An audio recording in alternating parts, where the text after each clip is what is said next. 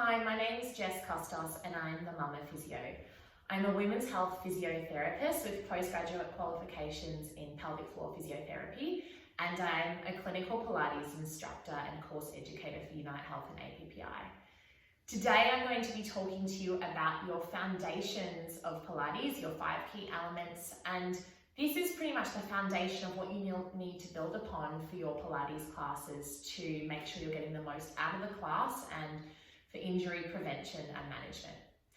So with APPI Pilates, which is what I am trained in and who I have worked for in the past and still work for here in Australia, there are 5 key elements. So it's really important, regardless of what position you're in, whether you're standing, whether you're on your hands and knees, whether you're lying, etc., that if you set yourself up in the right alignment so that you're getting the most beneficial parts of the movement. Okay, so I'm going to start in lying here. I'm going to teach you in the lying position. Okay, so firstly here, my first thing I want to think about, I'm going to scan through the body from the head down, is my head position. So you want to make sure that you've got length through the back of the neck and the chin's gently tucked in. Okay, so I'll normally put my hands here and kind of traction through the back of the neck and then soften the chin in. A really nice cue to get that position is to imagine you've got a soft peach. Put the soft peach underneath your chin and just tuck your chin in to hold it there and get those deep neck flexors switched on.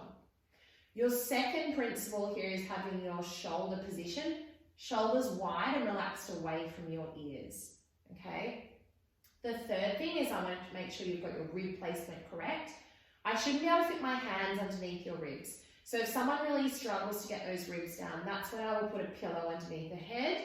When the head's lifted slightly, generally the ribs can soften there. Okay, so soft through the front. The third thing is making sure the fourth thing, is our neutral alignment here. So you want to be able to find that neutral position. Okay. So I normally do a few pelvic tilts. So rocking the pelvis backwards to flatten our back into the mat.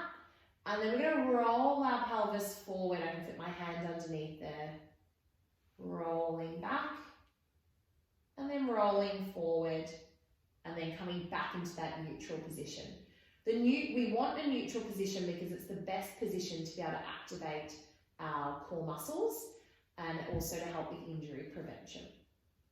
The last thing is being able to breathe properly and engage your core properly. Okay. So in terms of the breathing, there's lots of different breathing styles. There's apical breathing, there's belly breathing. In Pilates, we want to be doing a diaphragmatic breath.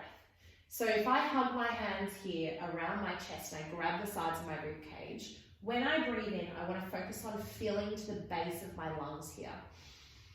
And the sides of my ribs expand. As I exhale, the ribs come back in together.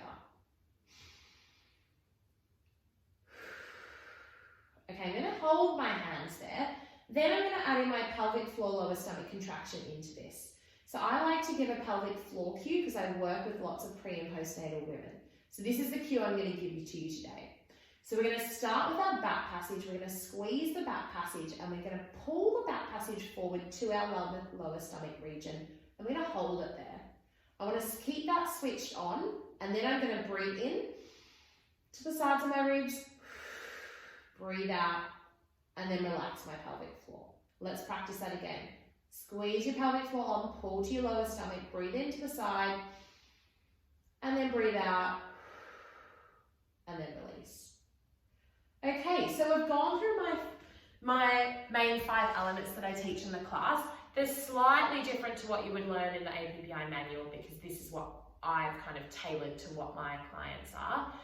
But this is our foundations and I want you to practice that. Make sure you master this and you know what I mean when I say your head alignment, your shoulder alignment, your ribs, your neutral spine and centering and breathing. Thank you and enjoy my series of classes and workouts.